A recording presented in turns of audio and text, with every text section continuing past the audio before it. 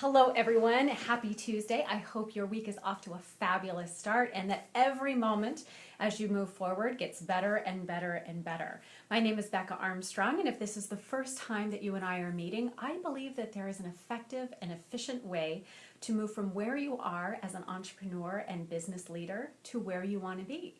How I go about helping people do that is by helping you to make sense out of what can feel often complicated, complex, or even overwhelming. And what I bring to you and your business is a better system, a better solution, a better outcome for you and all that you serve.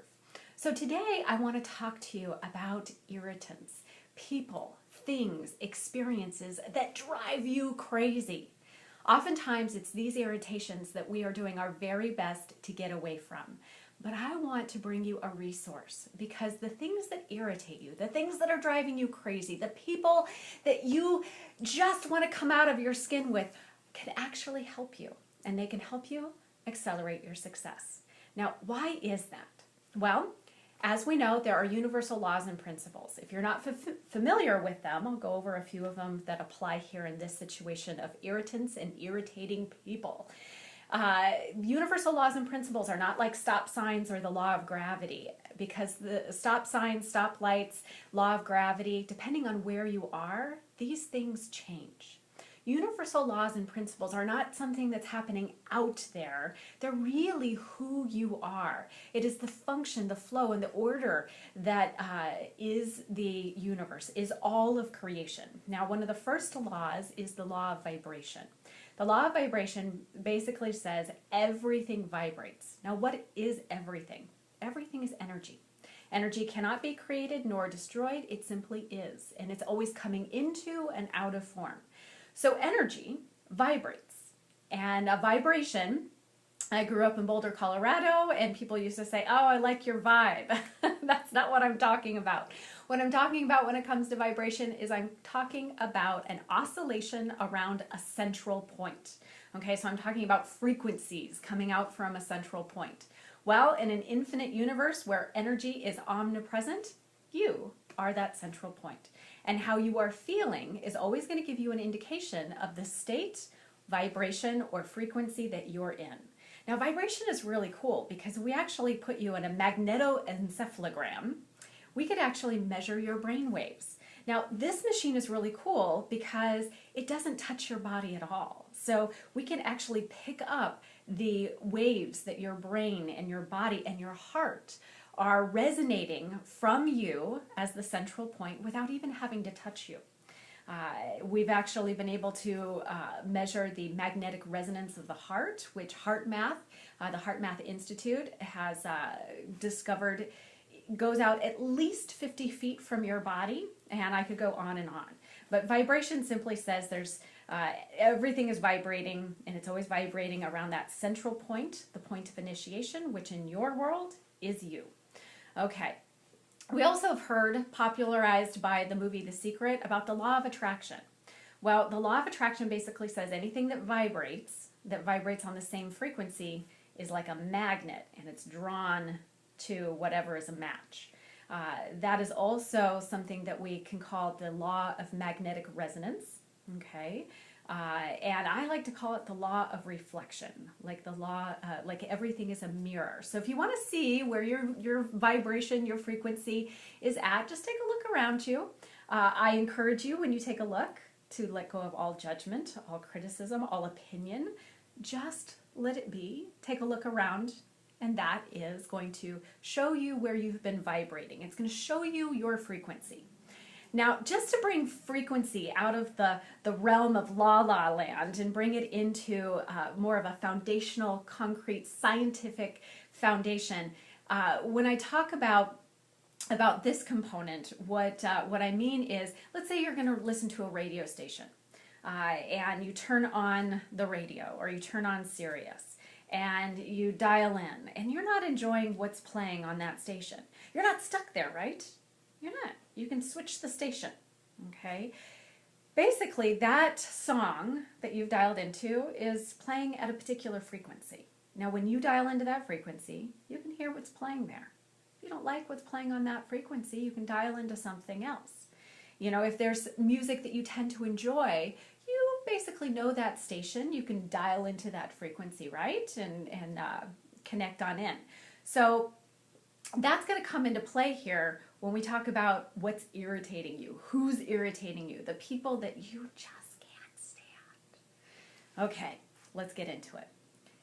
Now I want you to think of, and if you have a piece of paper and pen, write down a list. Maybe it's a long list, maybe it's a short list. People that irritate you, people that you find difficult to be around, people that when you're around, boy, they start to make you feel uncomfortable. You want to get away, you want to shake them up, you want to shake them loose, you want to, you know, whatever it is, you find it irritating. Also, as part of this list, you can also write down the circumstances, the situations, the things that may come up that irritate you.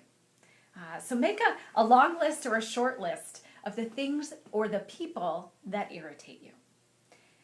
And as they're coming to mind, what I want you to do after you have your list, and of course you can come back to this recording once we're done, but after you have your list, I want you to go look at what you've written down and say, okay, what irritates me about them? Like when I'm with them, when I'm experiencing them, what drives me crazy? Make some notes. You know, is it that they're boisterous? Is that they're overly confident? They are egotistical? What is it about them that drives you nuts?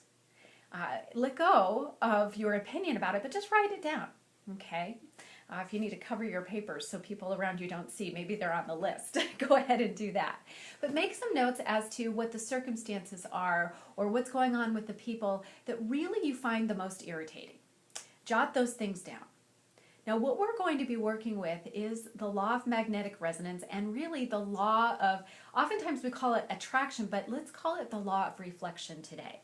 Let's say that those people who are irritating you are showing you something to you from you. What I mean is, it is not by accident that you've come together with this other person or this situation or circumstance. Have you ever found that people will say things like, oh, you know, it always happens to me that I always end up in the slow lane, or I always end up in the line at the store that moves the slowest, or boy, I'm always the one that gets the short end of the stick. Boy, everybody else always gets a deal, but not me. You know, so are there things that you find yourself saying always happen to you that you find irritating? Are you the person that's always in the slow lane? Are you the person that always gets into the line at the store that moves and creeps along? Whatever it is that you find irritating, make sure that it goes on this list. But then what I'd like for you to do is think about the law of reflection. And if you can let go of judgment for just a moment, what I want to show you is that when someone is mirroring back to you something that is irritating you, it is actually a gift. And your desire to get away from them is actually leading you away from a powerful transformational moment in your life. You see, the truth is they're reflecting something back to you. And it could be one of two things. The first thing is it could be reflecting back to you something that you're showing yourself that you are. So in that moment, they could be reflecting back to you something that is actually going on within you. Now, they might be showing it to you in them, and it's bothering you because maybe it's something that you do too. Maybe you don't want to do it, but maybe you do. Maybe it's someone who, let's say they want to feel super special. They want to be the life of the party. They want all of the attention on them. And when you see that, it irritates you.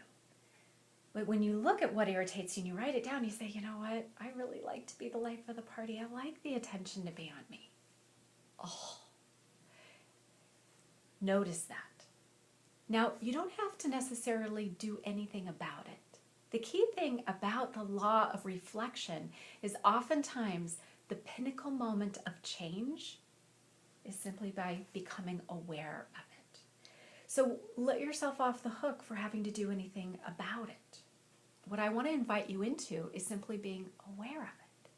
Can you notice your doing it too, whatever the irritating thing is. Maybe when you're speaking with them, they always interrupt you. And you write that down. I hate it when I talk to so-and-so because they interrupt all the time. And then you say, oh, I think I interrupt people a lot too. Oh. Okay, let yourself off the hook. Simply notice that they're reflecting something back in you that doesn't feel good. Simply be aware of it. Can you allow yourself to become unattached enough to see it in them, allow it in them, see it in yourself, allow it in yourself?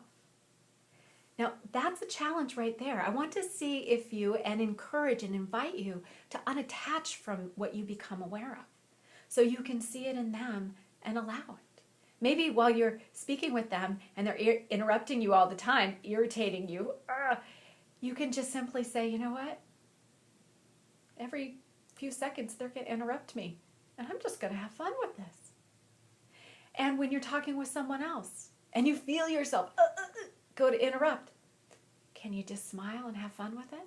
Can you be unattached? Now, I say this, but what I find with the majority of my clients is once they become aware of it, it starts to change.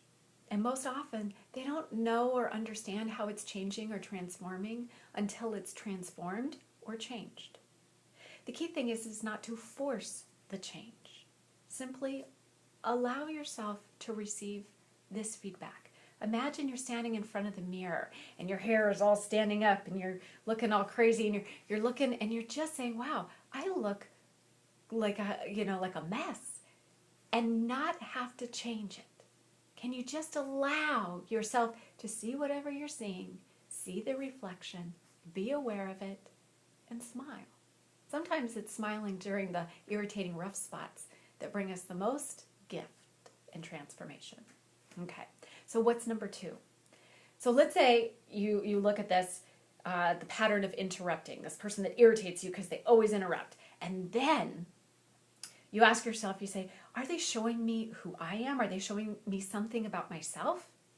And the answer is no, I never interrupt. You know, interrupting is rude, it's unacceptable, it's disrespectful. I never interrupt. So this might be giving you some indication.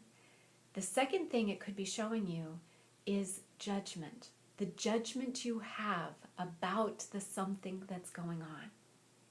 Do you consider it unacceptable to interrupt, or whatever is irritating you on the list? Let's say somebody wants to feel special, or they want to, bring in the most commission, or they want to close the most deals, or whatever it is, and it just drives you crazy. You're either going to notice they're showing you something about you that just doesn't feel good, or they're showing you something you judge, something that you reject, something you're not okay with, something that triggers you and gets you to push against it.